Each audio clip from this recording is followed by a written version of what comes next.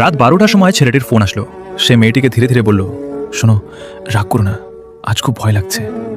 মেয়েটি ঘাবড়ে গিয়ে বলল, কেন, কি হয়েছে?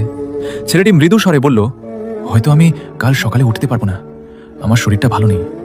এ কথা শুনে মেয়েটির গলা কেঁপে উঠল। সে তাড়াহুড়ো করে বলল, কিছু হবে না, আপনি শুধু আমার কথা শুনতে থাকুন। তারপর অনেক কথা হলো ওদের মাঝে। কিছুক্ষণ পর পর মেয়েটি জিজ্ঞেস করে, ঘুমিয়ে পড়নি তো? ছেলেটি হালকা হেসে উত্তর দেয়, না, তোমার কথা শুনছি। ধীরে ধীরে রাত কেটে গেল। সকাল 5টার সময় হঠাৎ কলটি কেটে গেল। মেয়েটি ঘাবড়ে গিয়ে বারবার কল করলো, কিন্তু কল যাচ্ছিল না। কিছুক্ষণ পর কেউ মেয়েটিকে বলল, সে তো রাতেই চলে গেছে। মেয়েটি নিঃশ্বাস যেন থমকে গেল। তখনই এক কণ্ঠ ভেসে আসলো।